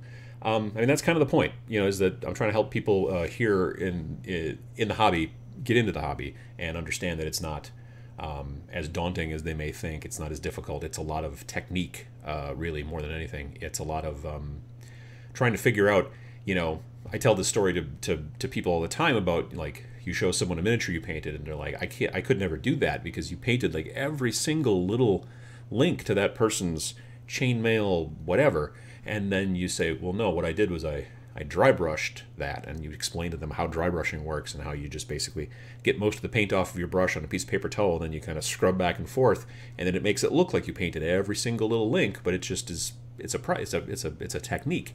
And then they go, oh, and then you could show them if they really cared, like if you're like at work explaining this, you may not want to sit down and start trying to, teach them to paint because you probably are supposed to be working. But in general, like when I'm at conventions and stuff like that, like showing these people how to do this, any kind of sit and paint or paint and take or whatever like that at conventions. Moderator Matt does those for Rec Age at a lot of conventions, and it's very easy to kind of teach a person who's never painted before and doesn't think that they can. It's very easy to teach them the basics to get them moving along, and they will be much further ahead than they thought they were when they first started. And so that's really cool. But yeah, it's a lot of technique. When you start getting real super fancy, like the pros, I saw Scott in here before from Miniac. Like he enters Crystal Brush and stuff like that, and he's very good. And obviously Sam and those guys. Like then that's a whole different level that I don't think I'll ever attain, but that's a whole different level. But getting stuff ready for tabletop and making it look nice on the table, not as hard as you might think. So that's a big portion of what I'm trying to do here at the old video factory. What else? Space Marine Adventures can be played solo as well, says Iron Fang. That's true, and I missed that. Someone also said that Giant Killer Robots can be played single player, which I never realized, and I own that game. So yeah, I could have talked about that during the video as well on Friday. David says that Santa gave me an unopened Soul Wars and Maligned Portents for half price on our local buy and sell, and he tossed in a free General's Handbook 2018 that was still in the shrink wrap. Santa was a good dude to you this year, especially since it's not even Christmas yet. Burgundy Jones says that Santa is bringing me my first Games Workshop models in the Soul Wars box. That Soul Wars box is a really good box. I really like, especially the Night Haunt folks that are in there. They're really cool. Decaybringer says, I gifted myself the Seraphon Battle Force box, which was a steal, I think, compared with the other Battle Force boxes GW does for Christmas season, but I think this is a more Kill Teamy audience here lately.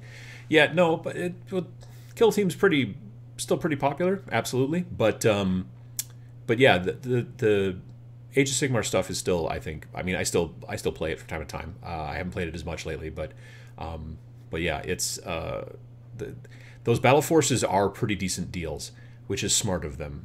They used to not. For a while, they used to put out these Battle Forces that were just like, well, hey, look what it saves you. It saves you a bunch of clicks, because you only have to click once, and then you get all this stuff for exactly retail price. But that was back before the days of the Start Collecting boxes. Like those Start Collecting boxes, specifically the Seraphon one. I mean, it's an $85 box. There's an $85 model in there, plus all the other stuff that's in there. So, like, it's as if you got that guy. It's like you paid for the big Carnosaur or whatever. I think that's his name. You paid for him, and then everything else that's in the box is like you got free. The Seraphon boxes, the Star Collecting box, is probably one of the best deals, actually. And so that was a smart thing for them to do as well. Andrew asks, you've been a huge help to getting me motivated to start. Is it okay to bounce between paint projects to avoid burning out? About halfway through batch painting 12 Cabalites, and I want to switch to a vehicle. Absolutely. The trick is to be able to bounce back, There are a lot of people out there who've got an entire basement full of half-started projects. Years ago, I did a video about, I think it's just called Finish It, And in that video, here's the deal about working on a project for a while, stopping and working on something else when you feel your motivation start to lag. When you come back to that project, let's say it's only got a half hour left on it, or maybe an hour left, or 3 hours left. You've been feeling kind of like your motivation's been lagging again and all that kind of stuff. So you're like, all right, fine. And then you can be like, you know what? I'm going to switch back over to this, which is almost finished, because then you can spend some time on it, finish it, and then you get the benefit of like, hey, I finished something, even though you only like it was almost finished to begin with. But when you actually sit down and finish it, then you're like, well, look at me, I'm finishing stuff, and you know that's a big deal. That's why it's not a bad idea. There are some people that can't do that. There are some people who are just like, I have to start and completely finish it. I cannot vary, and that's fine too. But if you feel like you're flagging, you know, or lagging, or whatever you want to say on a project, and you want to switch to something else, give it a try and see how that works out. And if that helps, great. And then you can come back later and finish it. That's the way I have a tendency. It depends. If I'm on a deadline, I have a tendency to stick to this one project and just kind of bang through it so I can get it done in time. But if I'm just sort of, and I have a lot of deadlines these days, but if I'm just painting for grins and everything and I'm just not feeling it on this, then I switch to something else. And I've also talked about this before too. Sometimes I switch from paint mode to build mode. Sometimes if my painting is just like, I'm just not in the mood to paint, then I just start building stuff. I actually did a little bit of that recently because I'm trying to build, I want to add some flayed ones to my Necron kill team, and I don't like the flayed ones models at all, beyond the fact that they're in Finecast. I also just don't like the look of them. So I just bought some, I went on eBay and got some Necron Warriors. That were just like in a Ziploc. It's just like, it's everything you need to build a Necron Warrior, but it's just not built, including the base and the whole deal. Great. So I ordered like 3 of those because I didn't have any Necrons that weren't already built. And so I got those, and then I basically just built them, but without the guns. I cut off at the wrist, and I have been like improvising close combat weapons for them. And you're like, well, maybe, because the idea behind the flayed ones from the Necrons is that they've got like a computer virus in them that it's made them go crazy, and they don't want to pay attention and shoot and do the things they're supposed to do. Instead, they just want to get up and bite people and tear their arms off, and so they're close combat guys. They're the only close combat guys really in the army, the Necron army.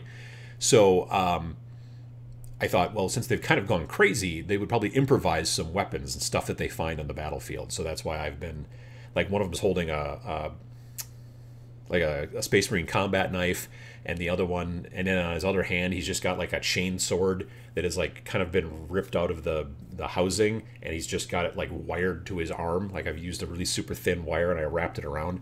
So he's got like a knife in one hand and just like a non-working chain sword, which has still got teeth and it's probably still very pointy, and you don't want to get hit in the head with it.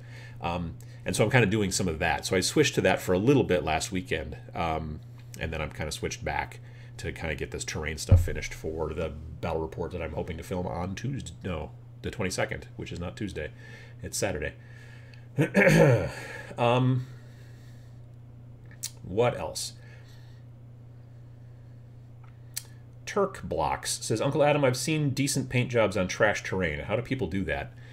I mean, terrain, I've always felt that terrain should be not the standout on your board. You know what I mean? Like, the focus of the focus of the battle should be the models, the actual figures, the soldiers, if you will. So for me, I've always thought that it makes more sense to make sure that those really stand out. And my terrain, I have a tendency to keep a little bit more muted, a little bit more subtle almost, so that that stuff doesn't stand out as much. Like, if the terrain overtakes the models and all you see is terrain, that's cool, but sometimes it's a balancing act, frankly. But yeah, I have a tendency to take terrain that's like meh, but if you paint it well enough, again, it's a lot of technique, a lot of dry brush. I've always felt that nearly every piece of terrain, if you're dealing with any kind of a battle zone, nearly any piece of terrain would be helped by a light gray dry brush, because it would just be ash and dust and stuff falling on the terrain. If you look at pictures from World Wars, if you look at pictures from big explosions and accidents and all kinds of different things, everything just gets covered with this fine layer of dust and ash. And so I generally go through and kind of block some stuff out. I throw some wash on there. I do some of that stuff. And then I just go through and I just dry brush everything with kind of a bit of a gray to make it look kind of grungy and dirty and like part of a war zone, which is really what, what you're generally doing. If you're playing a fantasy game and you're fighting amongst a bunch of cottages and things like that, and maybe a ruined wizard's tower, well, then it's a different story. But for anything a little bit more technological, industrial, pretty much everything can use a bit of a gray brush over. I'm gonna tweak the camera again because I'm addicted to tweaking the camera. Just do one of these, one of those, one of that. I'm gonna crank this back up just a scotch. Now some of you might say, well, Adam, why don't you just keep it on auto so it takes care of it by itself? Because I don't want to. Because I just auto anything in most of these situations drives me insane. The constant color changing and all that stuff. So that's just me being me, I guess. Rabbit Burner says, I do minis during the week, building and painting, and doing big terrain projects at weekends. Well, that's kind of a cool idea. I like that. It makes sense. And then it helps to break up. It's like organized, kind of, or it's like this is my calendar and this is how I'm going to be doing it, but it also helps to break up between the two different types of things. It's a good idea. J.E. Granberg says, do you think that some model designs are too detailed? I've been working on Coulommiers Knots, The Others, and Zombicide, but look worse if you have a middling paint job. I don't know that... I don't know. I don't know if a model can be too detailed. I mean, maybe. Like, if they get really super thin, if the details are very, very fine, like you have a sword that's always bent because it's so... Like, when you see... A lot of the stuff that happens in models, everything, like everyone, like I did a video about this a long time ago too, about like real scale versus heroic scale. In a lot of models, they've got big, huge, thick wrists because if you modeled a person who was only this tall and you made their wrist the right scale and compared to their fist, it would be so tiny. You have to take some of that stuff into consideration as a sculptor, I'm assuming, when you build things. So swords would be like a chainsword is humongous in comparison to anybody who'd be wielding it, so that looks weird if it was in real life, but it looks fine when the person's only yay tall, so that kind of works. But yeah, I don't know about too detailed. I think sometimes sculptors will put extra detail on a model just because they're bored, or because they're like, well, I can, especially if they're working in digital now.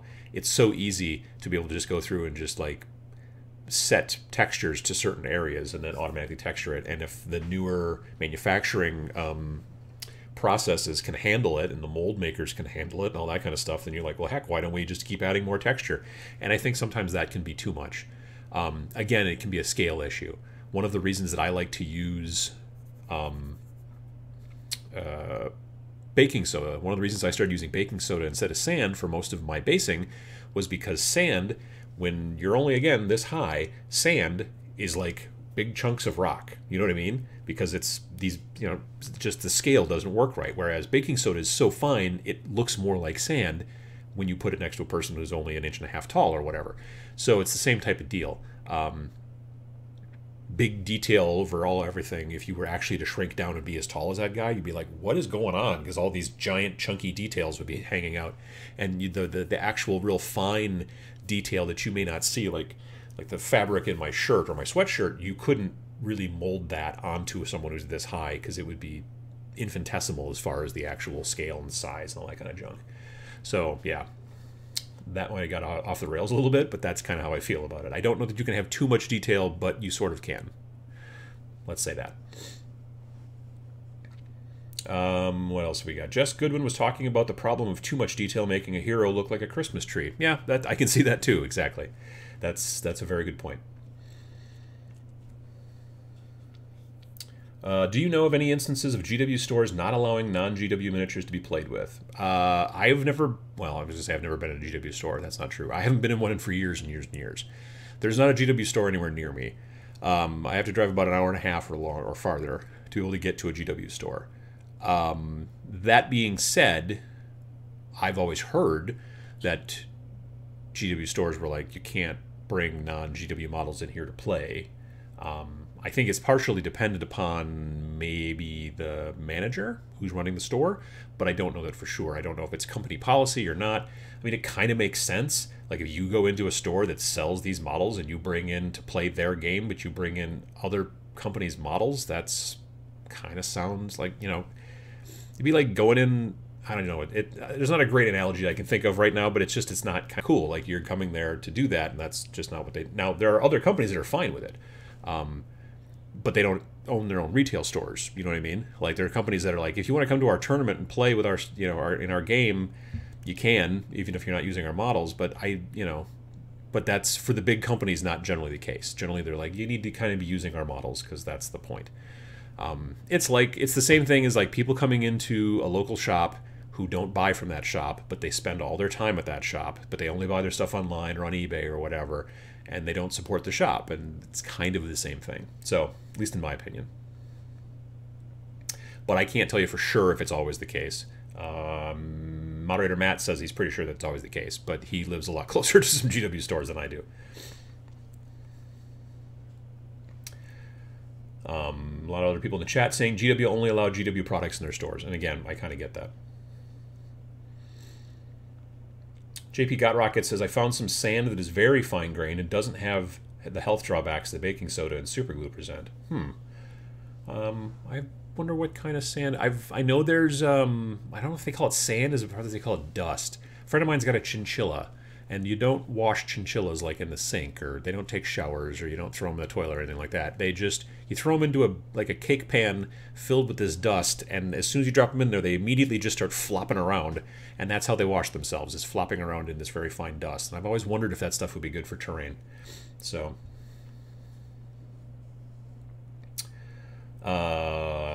Harry the Panzerfaust says, hey, Santa's bringing me Battle Force Blade of the Blood Queen from GW. It's my first steps into the Age of Sigmar, and I can't wait, especially to get painting. Any tips on painting my army quickly and well?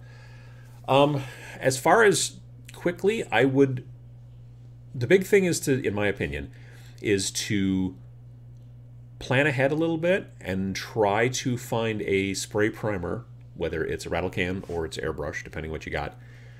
Try to find a primer that will basically save you a step. So a lot of people either prime white or black or something like that, or maybe gray, and then they go through and they paint their model blue because the model is going to be predominantly blue. Let's say it's an ultramarine or whatever.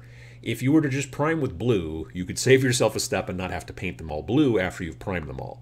So with those particular models, if they're going to be purple or if they're going to be red or whatever you're going to do, try and find a red primer or a purple primer or whatever and save yourself a step there by priming them in the right color or something close to that, and then going from there, because it'll just help you. Like if you can find, when I first did my very first Tau years ago, I went to the auto parts store and I bought, because I wanted my Tau because back then the Tau were always that kind of sandy color whenever they would show them in the books and stuff.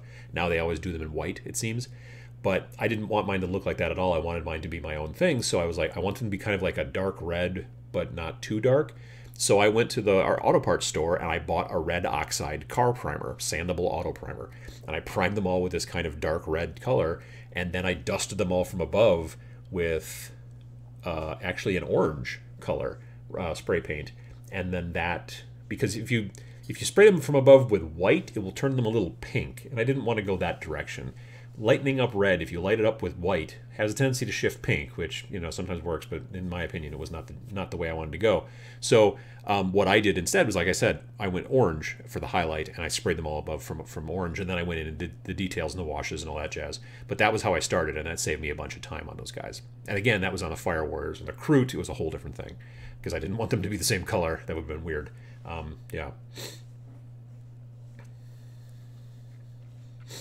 Mylar quoted me saying you don't throw them in a toilet. Well, you don't. I mean, they could swim around in there like the chinchillas. Chinchillas are like not quite a football, but they're pretty big. And when she first, I came over and she was washing her chinchilla, but she just had this pan of weird dust and just dropped him in there, and he just started flopping around and making a mess. But that was how they wash themselves. It's like it gets the oils off of their fur or something. I'm assuming if you threw a chinchilla into like a bucket of water, all its fur would fall off or something horrible like that. So they just know. You don't have to train the chinchilla. I'm not a chinchilla expert. I'm just saying what I've seen before, and you wash them somehow by putting them into a dust bath, I think is what they call it. And I've wondered, because the stuff is super duper fine, I wondered if it's ever been good for terrain. I wonder if it would like clump weird. I don't know. Anyway, so I should just ask her for like a little. I'll bring over a pill bottle next time I'm over there and be like, can I just get a little bit of that? I want to do some experiments. What else? Let's see here. Marcus Sunbomb says, so my expensive deathcore of Krieg in the situation on secret weapon bases aren't allowed. I don't know about the bases. I don't know about that. But I think if you came with Forge World deathcore guys, I don't know. I'm not sure. Depend on the manager in that situation.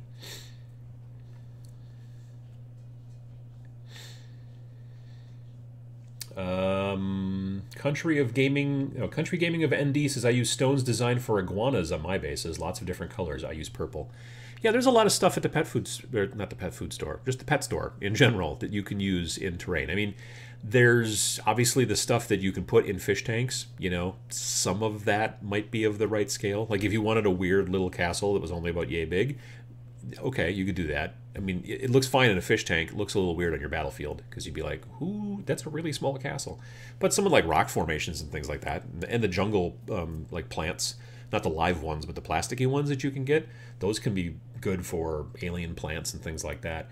And there's a bunch of different rocks and stuff like that that can also work out pretty well. But gravel and stuff like that. They also have this stuff called, it's like crushed walnut shells, which I think people use. It's just crushed up walnut shells. You get a big bag of it, and I think people use it for iguanas and lizards and stuff like that to like walk around on the bottom of the cage or whatever the tank. I don't know. Anyway, I knew a guy who used to use that stuff and mix it with paint, and that was how he textured all of his playing boards. Like they would be heavily textured then, like really heavily. But he was taking like 4x6 pieces of like plywood and then just slopping the stuff on there and everything and doing it. And he was doing it very quickly, and then he would just dry brush quick with a big once it dried with a big like a house brush basically, but he was cranking out a bunch of, he wasn't just making like one. This was before you had the roll up like neoprene mats, and he was making a lot of terrain tables. He had this huge garage, and he would have like a dozen tables set up sometimes for like special game days that he would run. But yeah, that's definitely, it was interesting. But yeah, I'd never heard of the crushed up walnut. I think it was crushed up walnut. It was crushed up almond.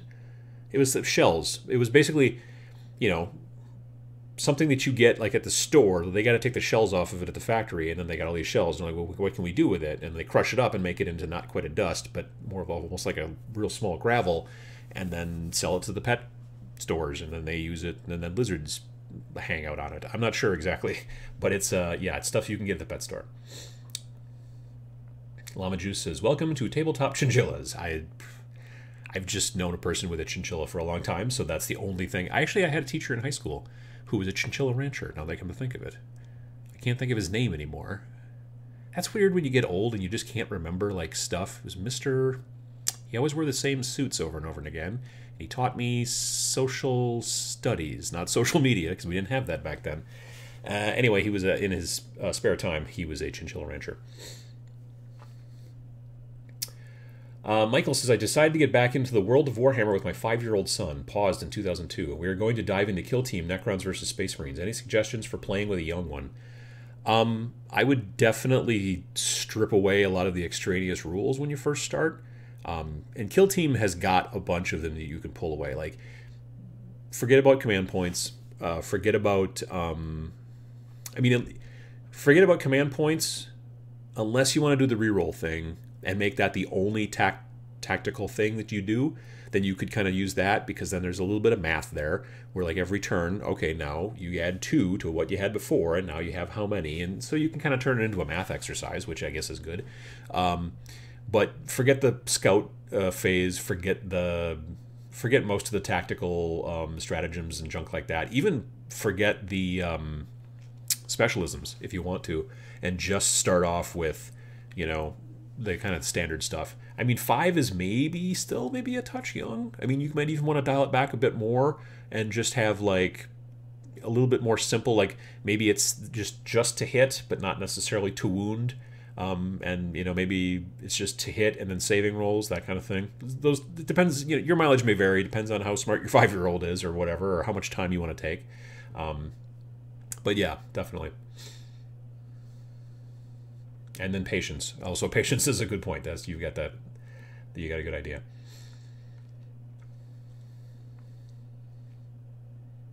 VJ Morph says Chinchilla Rancher. Now, there's not a job title you hear often. That's true. Maybe Chinchilla... Maybe that's just what they called him. Like, he's a chinchilla breeder. Like, he had a whole bunch of chinchillas and then would sell the offspring to other people and stuff like that.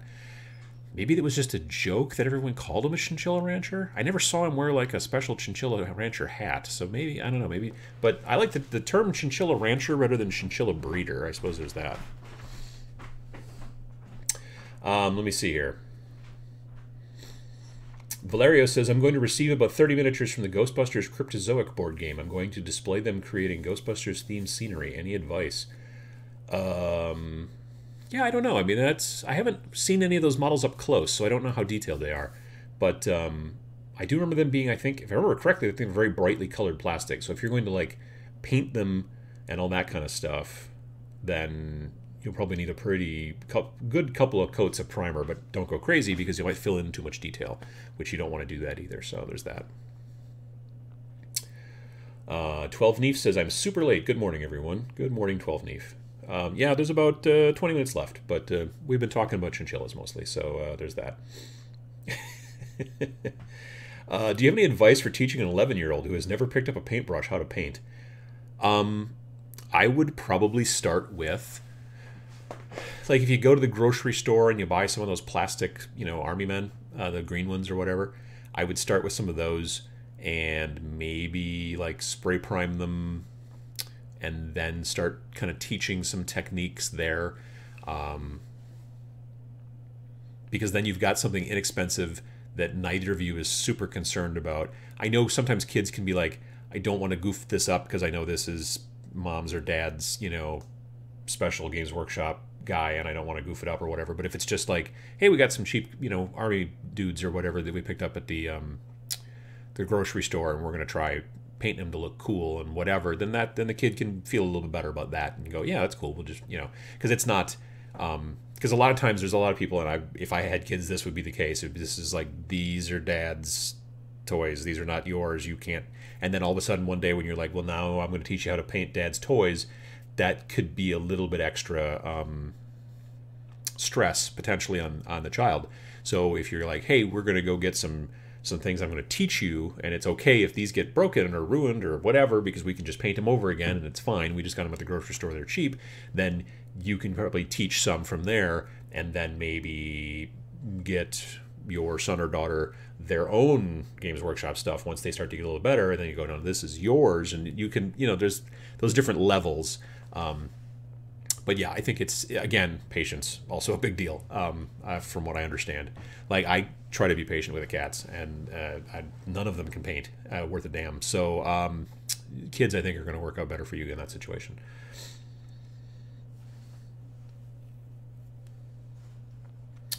Let me see, what else have we got? Mr. Armour says, man, I would dig a chinchilla rancher hat. I don't even know what that would look like. I hope it's not made out of chinchillas. That would be terrible.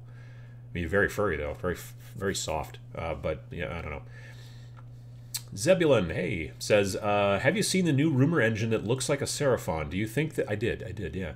Do you think these new Battle Force boxes are a way to sell the old stock out of Seraphon and slaves before the new plastic kits come out? Man, I hope so. I would love to see some new lizard dudes, lizard folks, lizard people. I would like to see some new ones. And I did see that rumor engine, and I was like, that looks like lizard skin. I mean, I guess it could be, it's probably just if it's anything, it's very possibly another Stormcast riding some sort of lizard. I mean, if we have to be honest. But it would be awesome if it was a Seraphon, wouldn't it? Yeah. that's what I'm looking forward to. So hopefully they will do some of that. What I'm really looking forward to is that they make either, well, that wouldn't be Shadespire anymore, but they make a Night Vault box, and I don't think they're going to with this new version, but I want a Seraphon Night Vault box or whatever. I want Warhammer Underworlds with Seraphon in it because I want to paint like 5 or 6 and get fancy with them, and that's where I want it to be. I don't want to go, I don't want an entire army particularly because that's a lot, but I do want to paint like some of them, like, and have a really good time with it. So we'll see. I don't know. Theodore says, do you mask parts of your minis when you airbrush? If so, which technique do you use? It depends. Generally, I have a tendency to prime and base coat and highlight with my airbrush and do all that. And then that's generally where I stop, and then I switch to normal brush. Every once in a while, I do want to do something like a specific part. But then a lot of times, if I'm getting that fancy, then I'm generally painting in sub-assemblies, which means I don't build the entire model. I build parts of the model, and then I can be working on this cloak and do blue and green or whatever over here, but then the body can be all red and brown or whatever, and I'm not worried about overspray. But if it's a model that I can't do that with, a lot of the push-fit models don't work great as trying to do sub-assemblies. Then in those situations, if I do need to mask something, I generally use either poster putty, but lately I've been getting much more into silly putty as a masking technique. It works pretty well. I have used that as well, like years ago, doing lightning claws on like a Terminator. Like you paint the entire Terminator, and then you paint the lightning claws, the claws themselves, like a sky blue, and then I wanted like a white fade from the tips that would fade out as it got towards the sky blue, towards the knuckles and stuff like that. And I knew I just wasn't going to be able to do it as you know, brushing and stuff. What the hell just happened? Can you guys see anything? Because it looks like everything paused. Can you guys hear me?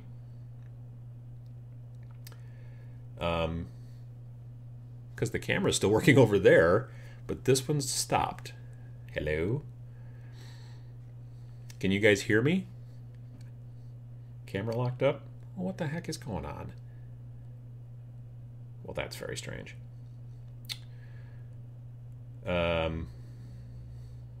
Everyone's saying frozen video, but no one's answered whether they can hear me or not.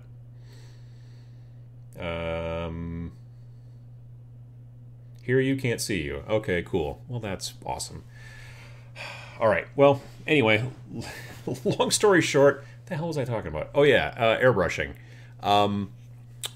It's seemingly something that, like with those tips, I didn't want to get the white on the rest of the model, which was mostly finished at that point, so I covered most of the model with silly putty and just had the nails sticking out, and there you go. So, okay. Anyway, so everyone can hear me, but for some reason the video froze. The camera's still going. Like on the little screen on the camera, I can see myself moving around, but I can see over here that YouTube and XSplit have locked up on the video. Let me see if I switch. No, that didn't do it. Well, that's a good question. So now, what if I switch to... What if I switch to this? There will be a bit of a lag time to see if... Yeah, I'm not blaming the camera right now. I don't think... I think it's the... No, see, that did that, and this, okay. Now you're going to see Santa in a little bit here, in theory. Yeah, there's Santa. All right, so something... It's very possibly the Cam Link software. What if I go here and go to settings and configure the input and do something and change it a little bit, poke, and do that. Did that do anything? No? Cool. All right, well, I look sad in that image. It's not cool, man. I'm sorry about that. What can I do to fix this? No, that probably didn't do me any good. Nope, still locked up. That's so weird. All right, well, we're a little short, I guess, this week then. So, wait, do I have my technical difficulties? I don't. Shoot. See, if there's any time to have technical difficulty screen, today would be the day. Why did I not have that already in here? I've got my mailing address. Now that's interesting. So yeah, we got the mailing address in there if you want to mail me something. You know, Christmas is coming, just FYI. Yeah, so there's that. I can make that work. Have you tried restarting the computer? That is not going to work out well for me, I don't think. So there's that. Anyway, this is the mailing address. If you do want to mail things, that's fine. I've had people ask in the past, and I got myself a... it's technically a P.O. box, but it doesn't say P.O. box. So, yeah. Tabletop Minions, 2080 West 9th Avenue, number 331, Oshkosh, Wisconsin, 54904. So, there you go with that. So that's working. Let me see here. I can make this happen still. T-shirts are now available. bit.ly/merchbunker. If you saw from last episode, this is the new Pachow Hobby Hero punk rock shirt. You can see it there. That's me spraying Primaris Ancient with my favorite camo spray paint / primer from Krylon in the bathroom at my local punk rock club owned by my friends. Actually, Matt and I have hung out at this establishment in the past and enjoyed ourselves. We've not both hung out in this bathroom at the same time, FYI. And here's another picture in the studio with the shirt and the whole deal. So if you're interested in that kind of thing there, then you could do that. I just know, FYI, I just know that this is becoming some sort of meme. I'm sure of it, but you know, that's what's going to happen. Anyway, 12 Neef says, Adam, real quick, I want to start a YouTube channel. Do you suggest using a script? Do you use one? Oh gosh, no, I don't use a script. I'm not good with scripts, as it turns out. It doesn't work out for me. But your mileage may vary. So yeah. Anyway, well, we're a little short of the full 2 hours, but I think I'm going to have to stop it for now, and I hope everybody has a happy holiday, whichever one of those holidays that you seem to dig. And if you don't dig any of them, I hope you have a good day playing video games or painting or hanging out with friends or whatever. There's a slightly haunting still image of my face. I apologize. Anyway, thanks everybody for watching. And we'll see you next time, and hopefully we'll have more than just the one frame of video when we do the show. It's great. This is working out awesome. Llama Juice says just go as a podcast. It sort of is a podcast at this point, but except that I can make weird stuff happen. You know, like this. Oh, that didn't work.